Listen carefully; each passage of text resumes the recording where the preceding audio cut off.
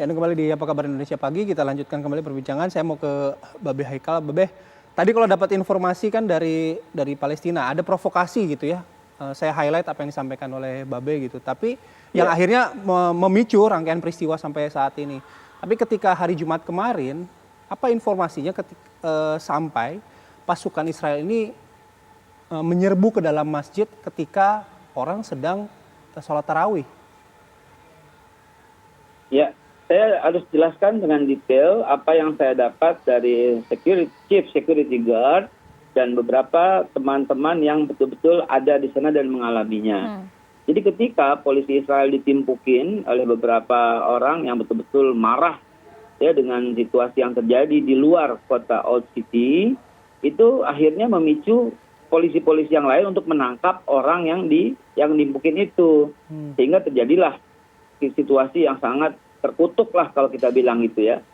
Kenapa di bulan suci ini terjadi situasi dan selalu seperti itu. Dan kebetulan banget 14 Mei itu dibilang hari kemerdekaan ya, Independence Day-nya Israel. Dan sebenarnya situasi sangat mencekam tuh nanti gitu loh, beberapa saat lagi. Kan sekarang selisihnya kan 7 jam. Kalau sekarang di sini jam 7, berarti kan di sana kan masih dini hari lah begitu ya. Nah sebentar lagi ini, karena tanggal 10 sore, 10 malam itu adalah hari peringatan di mana Israel mengerahkan pasukan besar-besaran di tahun 1948, 10 Mei. Yang kemudian 3 hari kemudian atau tanggal 14 Mei kemerdekaan daripada Israel. Jadi Israel itu pasang ancang-ancang untuk itu. Dan teman-teman di Palestina juga pasang ancang-ancang. Jadi memang situasinya sebelum terjadi pengambilan rumah di luar Old City itu memang sudah kayak begitu. Jadi konflik pengambilan rumah ini hanya sebagai trigger saja ya, Babe? Ya, trigger. Harus saya sampaikan, sebenarnya kondisi ini tuh diharapkan oleh sebagian besar teman-teman yang di sana. Kenapa saya bilang diharapkan? Biar mata dunia tuh terbuka lagi. Arogansi Israel itu udah kebangetan gitu loh. Seperti apa yang disampaikan oleh saudara kita di Gaza, Pak Hussein. Pak Hussein juga mengatakan itu akhirnya melembet ke eskalasi Gaza. Memang demikian, sampai sekarang itu Israel itu, Gaza itu memang idaman. Kalau apalagi lihat sejarahnya sebelum Masehi, di mana suku Benyamin yang mendiami Gaza itu tidak pernah ditaklukkan oleh Bani Israel, oleh seorang Israel, maaf ya, nggak pernah ditaklukkan.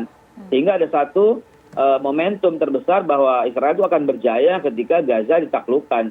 Gaza itu adalah benteng terakhir. Jadi kalau saya melihat dengan situasi skala makro, larinya tuh akan ke sana. Pemicunya masih di Al-Aqsa. Dan teman-teman di Palestina tuh girang juga. Sebagian tuh girang, yang ngerti politik ya. Girang. Kenapa girang? Kenapa bahagia? Karena mata dunia terbuka lagi. Ini loh arogansi Israel. Israel berhasil diprovokasi dan Israel pun juga kesempatan melakukan kebiadaban ini gitu loh di bulan suci. Tapi kita mesti lihat fair gitu ya. Mesti lihat fairnya itu adalah bahwa awal dan muasal titik semua ini adalah soal kependudukan. Baik, itu memang sudah sejarah panjang dari mulai Israel dan juga Palestina ya, Babe ya. Tapi kita ingin tahu juga sebenarnya yang terjadi. Mas Hussein, bisa Anda juga ceritakan sebenarnya seperti apa kejadian di sana pada saat malam itu, dan juga banyak simpang siur ya video yang beredar, ada seorang wanita kemudian yang sempat ditarik, kemudian diborgol dan segala macam. Apakah hal itu memang benar terjadi di sana? Sebegitu mencekamkah kondisinya? Sebentar, boleh tambahin nggak sedikit? Gimana, Be? Boleh tambahin sedikit? Boleh. Boleh. CCTV itu ada di setiap mungkin 10 meter, 20 meter gitu loh. Sejak tahun 2006 sampai sekarang 15 tahun, saya secara rutin setiap tahun tuh bisa 2-3 kali, dan secara rutin saya sholat Id di sana, sholat Idul Adha di sana ya. Jadi setiap 20 meter sekarang ya, tiap 20-30 meter tuh ada CCTV. Percaya deh. Ya, 6 orang pelaku yang nimpukin Israel itu pasti akan dicari sampai kapanpun, dan dia mesti ditangkap, percaya deh. Sehingga Israel itu leluasa untuk mencari itu gitu. Jadi ini akan berlanjut bahwa yang memicu itu pasti akan ditangkap, akan dicari.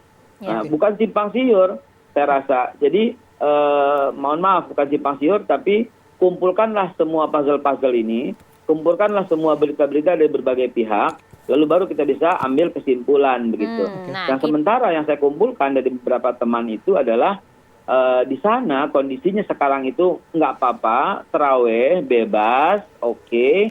Namun di luar beberapa titik masih terjadi. Kenapa? Karena Israel masih tetap akan mencari pelaku yang mungkin polisi itu gitu. Oke, baik. Mas Hussein? Iya, baik. Memang saya ingin menggarisbawahi pernyataan dari Robert Haikal tentang bagaimana pihak Palestina pun itu merasa semacam ada momen untuk mereka memperlihatkan kepada dunia tentang arogansi Israel. Dan kalau kita melihat dari sisi yang lain, bahwa itulah nasib warga Palestina. Jadi mereka harus menumpahkan darah mereka dulu. Mereka harus rela diserbu dulu, diserang dulu, agar mata dunia mau melihat ke arah mereka. Kalau tidak ada kekerasan seperti ini, dunia tidak akan kembali menatap ke arah mereka. Adapun kondisi yang saya juga pantau melalui beberapa teman-teman di Palestina, di Masjid Al-Aqsa, memang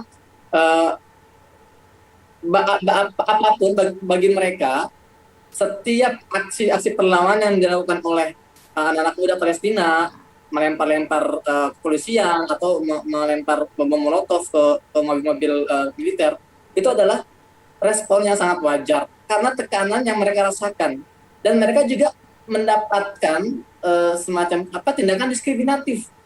Contohnya saat ini, detik ini, ribuan Yahudi garis keras, pemimpin ilegal Yahudi, saat ini saya baru dapat video terbaru, itu sedang berkumpul di depan tembok Burok di puing-puing desa Magharibah yang sudah musnah.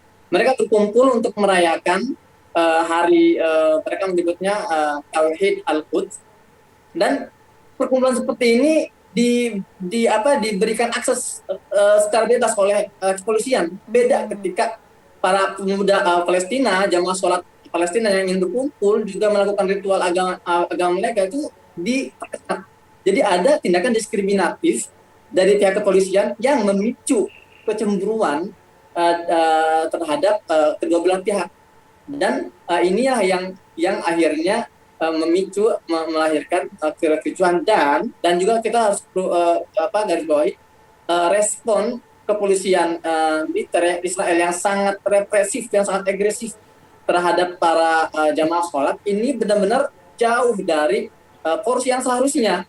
Ketika mereka mengejar 6 orang pelaku pelemparan, tapi yang mereka sasar itu wanita, anak-anak juga menjadi korban kekerasan. Kita lihat di media-media yang kita saksikan, media sosial, bagaimana ibu-ibu berdarah mulutnya, anak-anak muda, anak-anak kecil kepalanya berdarah terkena peluru karet yang langsung ditembakkan secara langsung ke arah muka mereka. Ini adalah respon yang sangat berlebihan kalau memang alasan kepolisian itu hanya ingin menangkap pelaku pelemparan batu, dan lemparan batu yang dilakukan oleh anak-anak Gaza pun nggak ngaruh sebetulnya, karena kepolisian Israel itu kan menggunakan helm, menggunakan pelindung yang tidak bisa tembus oleh sebuah batu, tapi mereka membalasnya dengan porsi yang jauh lebih bahaya dan lebih melahirkan banyak korban.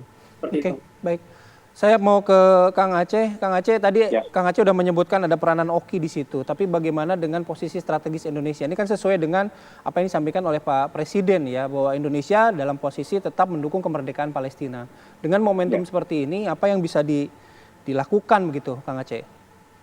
Ya, saya kira dengan sikap Indonesia yang tegas ya, bahwa kita mendukung kemerdekaan Palestina dan tidak mengakui keberadaan Israel secara diplomatik, maka seharusnya memang ini momentum yang sangat baik ya untuk kita kembali menggalang kekuatan negara-negara, terutama saya kira juga termasuk di PBB ya, karena ini kan sudah sangat nyata gitu bahwa kekerasan terhadap warga Palestina walaupun dipicu oleh tadi yang disampaikan baik oleh Babe Haikal maupun Mas Hussein, itu tidak seharusnya kan misalnya tindakan warga Palestina yang memang saya kira juga cukup wajar di tengah situasi yang saya kira masyarakatnya selama ini mengalami intimidasi, kekerasan, pengusiran, dan yang tata dunia yang tidak adil terhadap Palestina. Ini ya menimbulkan reaksi akan terus-menerus selagi kondisinya seperti itu, pasti akan selalu melahirkan perlawanan kepada tindakan yang dilakukan oleh Israel gitu ya. Apalagi tadi disebutkan ada tindakan diskriminatif ya, walaupun mereka ada dalam otoritas pemerintahan Israel, tetapi ya ditempatkan dalam warga nomor 2 di Palestina sendiri gitu. Nah, hal ini tentu harus mendorong kita semua ya. Dan saya kira tentu kita harus percayakan ya kepada pemerintah Indonesia, ke Kementerian Luar Negeri kita gitu ya, untuk melakukan upaya yang upaya diplomasi, melakukan pendekatan terhadap negara-negara, terutama saya kira juga di negara Timur Tengah juga harus disolidkan dalam konteks bagaimana mereka punya perhatian yang sangat serius terhadap tindakan yang dilakukan oleh Israel ini. Karena bisa jadi ini juga bisa terjadi pada negara-negara yang lain gitu ya. Nah, sikap arogansi karena Israel yang mendapatkan dukungan dari negara-negara Barat, saya kira juga harus harus diimbangi gitu ya oleh kita, apalagi saya kira di tengah pandemi COVID-19 ini kan semua negara sedang mengalami declining lah gitu ya, dan sehingga ini kan bisa membuat kita semua menaikkan daya tawar kita semua gitu loh, untuk bagaimana kita memiliki bargaining di dunia internasional untuk bisa mendesak Israel agar jangan sampai melakukan tindakan-tindakan yang justru melukai hak asasi umat Islam di tengah kondisi sekarang ini. Ya, tentunya momentum kejadian ini kita harapkan dapat memberikan perhatian besar dari internasional terhadap Palestina agar kemudian eskalasi cukup besar yang serangan dilakukan oleh Israel menuju ke Palestina ini bisa paling tidak sedikit diredam. Terima kasih banyak Babe Haikal, Kang Aceh dan juga Mas Hussein atas informasinya bagi bersama kami di Apa Kabar Indonesia pagi hari ini. Ya, selamat beraktivitas, semoga sehat selalu. Assalamualaikum warahmatullahi wabarakatuh.